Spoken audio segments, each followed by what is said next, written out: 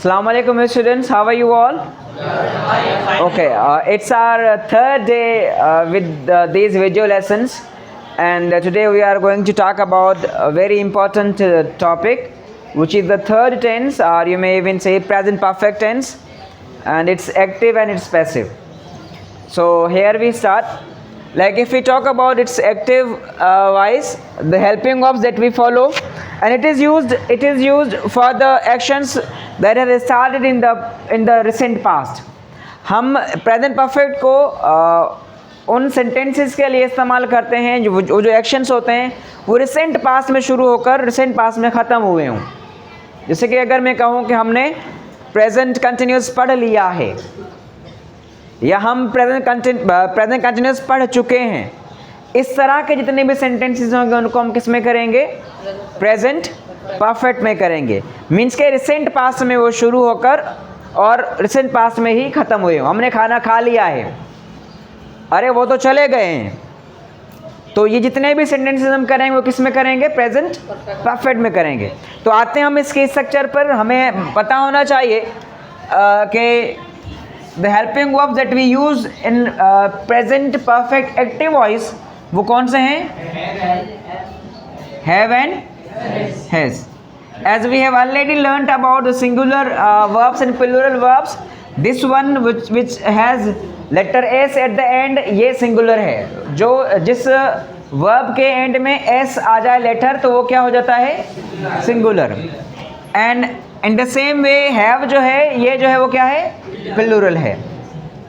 ये singular plural समझाने का पढ़ाने का मकसद ये है कि हमें singular सब्जेक्ट के साथ लगाना है has और प्लूरल सब्जेक्ट के साथ लगाना है हैव. अच्छा, उसके बाद हमको जो वर्ब के जो फॉर्म लगाते हैं वो कौन सी लगाते हैं इसमें? Third form. जैसे मैं यहाँ पे एक सेंटेंस अब इसका बनाऊँ, सेंटेंस स्ट्रक्चर तो सबको पता होगी कि सब्जेक्ट और प्रेडिकेट होता है. मीन्स कि अगर प्रेडिकेट को हम फर्दर डिवाइड करें तो वो वर्ब प्लस में ऑब्जेक्ट आ जाता है. तो हमारे पास हो जाएगा, सपोज मैं करूँ यहाँ पर ही. अब मैं पहले ये बता दूँ आप लोगों को कि हमारे पास जो ये वर्ब हैव है ये आए, चूँकि फर्स्ट पर्सन प्रोनाउन है तो उसके लिए हम हैव लगाते हैं. आए के साथ, वी के साथ, यू के साथ, दे के साथ, और जो प्लूरल नाउन उनके साथ लगेगा आपका. इस तरह से जो हमारे पास वर्ब हैज़ है वो ही के साथ, शी के साथ, इट के साथ, और जो सिंगुलर नाउन होंगे उनके साथ हम यूज़ करेंगे. यहाँ तक बात क्लियर है? अभी हमने प्रोनाउन या सब्जेक्ट ही लिया है. क्या लिया है? अच्छा, इसके साथ कौन सा वर्ब लगाएंगे हम? He has. थर्ड फॉर्म लगाएंगे कोई भी. He has finished his work. अब ये फिनिश्ड जो है ये एक रेगुलर वर्ब है. हम हर टॉपिक, हर जो है ना वो लेसन में आपको बताते हैं कि रेगुलर वर्ब क्या है, रेगुलर वर्ब क्या है. ये रिपीटिशंस हम इसलिए करते हैं ताकि आपको वो टॉपिक अच्छे से समझ में आ जाए. साथ साथ जो इससे जुड़े जो भी टॉपिक्स हैं, सब टॉपिक्स जिनको हम कहते हैं, वो भी आपको समझ में आ जाए. तो अब ये he has finished his work, ये क्या है? एक एक्टिव है, जिससे कि इसका मतलब है कि उसने अपना काम कर लिया है या वो अपना काम कर चुका है. ठीक है. अच्छा, इसको अगर नेगेटिव बनाएंगे तो आपने, अच्छा, नॉट की जो होती है सीक्वेंस होती है. Very good Javed, very good. तो जो नॉट, जो हम एडवर्ब नॉट लगाते हैं नेगेटिव बनाने के लिए, वो उसकी पोजीशन जो होती है, वो सीक्वेंस जो होती है वो थर्ड नंबर पे होती है.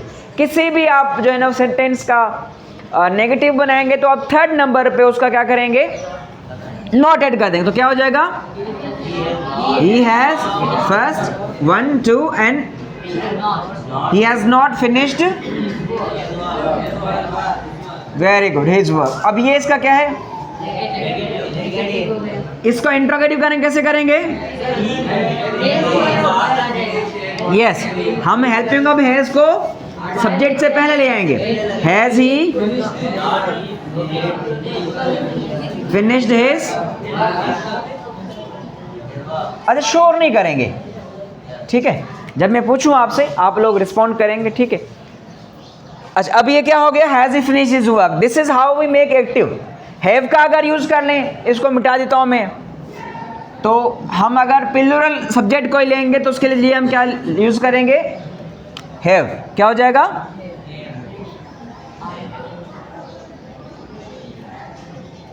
We have found it. अच्छा, एक चीज़ बता दूं मैं आप लोगों को, कंफ्यूज मत होइएगा। ये फाउंड जो है ये फाइंड की थर्ड फॉर्म है। किसकी? फाइंड मतलब ढूंढना, तलाश करना, मिल जाना। तो ये फाउंड और फिर फाउंड। अच्छा, फाउंड खुद फर्स्ट फॉर्म भी है, जिसके माने बुनियाद रखना। ठीक है, तो ये फाउंड इसकी सेकंड फॉर्म फिर क्या हो जाएगी? वेरी गुड, फाउंडेड और फाउंडेड। ये ज़हन में रखिएगा, अब इसमें परेशान कंफ्यूज मत होइएगा। फिर अगर इसका हम कहें जो एक्शन वर्ब होगा, एक्शन वर्ड होगा वो हो जाएगा फाइंडर। ठीक है, और मतलब जो एक्शन डूअर होगा, वेरी सॉरी, एक्शन डूअर होगा फाइंडर हो जाएगा। इसका क्या हो जाएगा? फाउंडर हो जाएगा। तो इस तरह से ये फाइंडर और ये फाउंडर। और इससे आपने फाउंडेशन भी सुना होगा, भाई फला बंदे ने जो है ना वो फाउंडेशन स्टोन होता है ना, ये लेट द फाउंडेशन स्टोन, तो वो जो बुनियाद रखना होता है उसको हम कहते हैं। तो फाउंडेशन बुनियाद को कहते हैं। तो यहाँ पर हमने जो वर्ब यूज़ किया है फाउंड, ये फाइंड की पास्ट पार्टिसिपल फॉर्म है। We have found it, eureka, we have found it. Okay, we have not found it, अगर इसका नेगेटिव बनाए तो क्या हो जाएगा? We have not. और अगर इंट्रोगेटिव होगा तो हैव वी फाउंड इट। तो इस तरह से this is how we make active voice. And if we talk about its passive voice now, तो पैसिव वॉइस का याद रखिएगा, हम इनको भी जो है ना वो मिटा देते हैं यहाँ पर। इसका, इसी का हैव वी फाउंड इट। ठीक है, इंट्रोगेटिव कैसे बन जाएगा? Have we found it. अच्छा, अब इसके पैसिव के अगर हम जिक्र करें, okay, the helping verbs for passive we have been and one more thing, we always use third form of the verb. So if I write the same sentence over here, which was he has finished his work, अब ये active है बाबा। ठीक है, इसको अगर passive करेंगे तो passive के रूल्स हमने बताए थे आप लोगों को, मैं एक बार फिर लिख देता हूं यहाँ पर। हाँ, अब आज आप बताएं मुझे ज़रा, पहला रूल क्या था? वेरी गुड, सब्जेक्ट और ऑब्जेक्ट अपनी जगह को क्या करेंगे? रिप्लेस करेंगे, एक्सचेंज। उसके बाद हेल्पिंग वर्ब जो होगा वो क्या हो जाएगा? अकॉर्डिंग टू जो टेंस होगा उसके हिसाब से उसका हेल्पिंग वर्ब होगा। थर्ड नंबर पे हमने क्या लिखा था कि वर्ब की थर्ड फॉर्म होगी, प्लस में प्रीपोजिशन बाय का मेंशन करते हैं उसके साथ। ठीक है, तो ये जो है ना वो कोई 3 से 4 रूल्स हैं आपने ध्यान में रखने। अब हमने इसको इन रूल के हिसाब से जो है ना वो करना है क्या? पैसिव। ये हिज वर्क जो इसका ऑब्जेक्ट है, ये ही जो है वो उसका सब्जेक्ट है। तो हम क्या करेंगे? इस हिज वर्क को कहाँ लेकर आएंगे? यहाँ पर। तो क्या हो जाएगा? His work. अब ये सिंगुलर है तो क्या हो जाएगा? Helping verb has been. अच्छा, वर्ब के थर्ड फॉर्म लगी हुई है तो हम वही लगाएंगे, बाय। ये हर होगा, हिम होगा? हाँ, हर होना चाहिए मेरे ख्याल से। हर कब होता है फिर? वेरी गुड, तो यहाँ हो जाएगा हिम हो जाएगा ना यार। अच्छा, अब ये इसका क्या बन गया? ये पैसिव है। ठीक है, इन द सेम वे कौन सा था? We have found it. ठीक है, अब इसको अगर हम पैसिव करें तो हमारे पास ये ऑब्जेक्ट है, ये यहाँ लग जाएगा। Very good, it has been. ये थर्ड फॉर्म जो है वो सेम लगेगी, इट हैज बीन फाउंड। बेटा सज्जाद, थैंक यू बेटा। It has been found by we. अगर हमने यहाँ लेकर जाना तो क्या हो जाएगा? It has been found by us.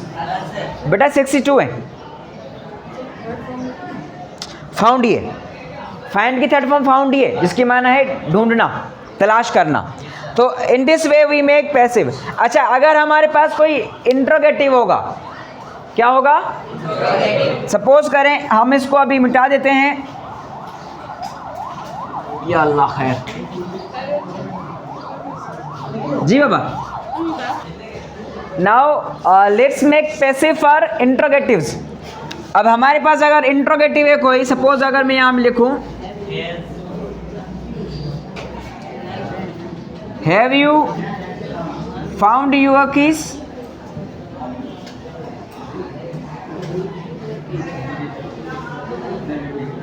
Question mark. क्या आपको आपकी चाबियां मिल गई हैं? आपकी चाबियां मतलब गाड़ी की चाबियां, घर की चाबियां, कुछ भी हो सकती हैं। बेटा सुन लीजिए प्लीज। मुस्तफ़ा बेटा, आपको हमने मना किया था, देखें ऐसा ना करें प्लीज़, हमारी बात मान लिया करें यार, ठीक है। अब हमारे पास ये जो है इंट्रोगेटिव है, क्या है? अच्छा, ये कीज जो है वो यहाँ पर ऑब्जेक्ट है, क्या है? हमने इंट्रोगेटिव बनाना है, तो कीज प्लूरल है, तो हम इसके साथ क्या लगाएंगे? हैव बीन लगेगा। तो हम इसका पहला पार्ट जो है वो पहले लिख देते हैं, हैव योर कीज। अब इसके बाद मैंने आपको लास्ट टाइम कहा था कि अगर कोई हेल्पिंग वर्ब 2 या 3 वर्ड्स पे मुश्तमिल होगा, अगर वो 2 या 3 वर्ड्स पे मुश्तमिल होगा, तो आपने जो नेगेटिव बनाने के लिए, इंट्रोगेटिव बनाने के लिए नॉट का या सब्जेक्ट का जो हम जो है ना वो करते हैं, प्लेसमेंट चेंज करते हैं पोजीशन, तो वो उनके पहले वर्ड के बाद आ जाएगा। मीन्स कि अगर पहला वर्ड हैव है तो हैव के बाद सब्जेक्ट आ जाना है, अगर नेगेटिव बना रहे हैं तो हैव के बाद नॉट आ जाना है, ठीक है बेटा। तो क्या हो जाएगा? Have your keys been, third form found ही है, फाउंड बाय, और बाय प्रीपोजिशन के बाद ये जो हमारे पास ड्यू है सब्जेक्ट, उसको हम लगा देंगे। अब ये इंट्रोगेटिव का पैसिव बन गया। बात समझ आ रही है आपको? क्लियर है यहाँ तक? कोई क्वेश्चन हो इसके हवाले से बेटा? किसी को नहीं? अब जरा इसकी हम एक्सरसाइज कर ले थोड़ी सी, ठीक है बेटा? Okay, so now it's time to do this exercise. There are, I think, 5 sentences on the board. These are all in active voice. We have to change them into passive voice with the help of you.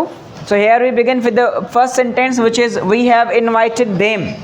So I want a volunteer to answer, Mrs. Sarmad. Yes, please. It is? They have been invited by us. Very well. And it is? They have been invited, which is third form, preposition by, and then we becomes? Very well done, Ms. Sarmat. Please sit down. The next sentence, they have caught the thief.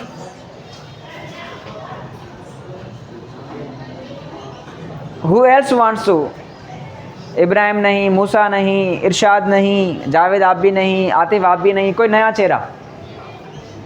Zulqarnain. Very good. The thief have been caught by us से them होगा, them. भैया इसमें कोई गलती है भाई? क्या लगेगा? हैज बीन लगेगा।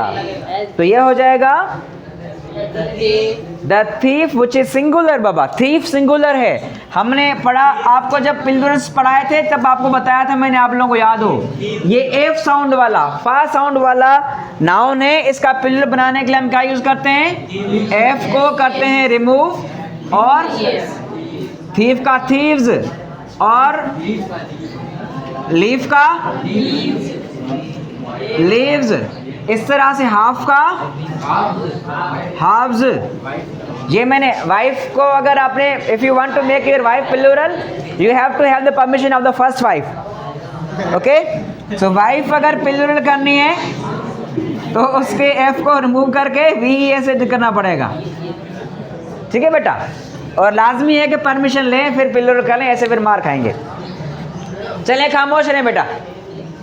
आज आवाज़ कर रहे हो यार आप लोग, वो जो है ना वो बेजा, यहाँ ध्यान दीजिए। The thief singular, that means has been. Caught catch की थर्ड फॉर्म ही है तो आप वही लिखेंगे। बाय दे है तो क्या हो जाएगा? Okay, I have lost my watch, mister Naeem.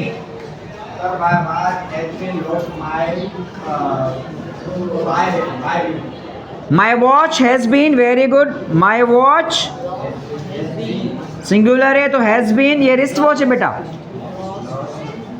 Lost by आई है तो क्या हो जाएगा? Me. Irshad has learned a new poem, आप बताओ।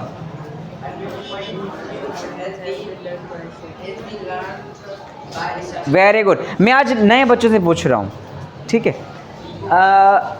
ये हो जाएगा a new poem, very good बेटा। A new poem has been learned by Irshad. Irshad का जो आय होगा इसको आप कैपिटल ही लिखेंगे। लास्ट वन है, अरसलान बताएगा। Very good Arsalan, thank you. It has been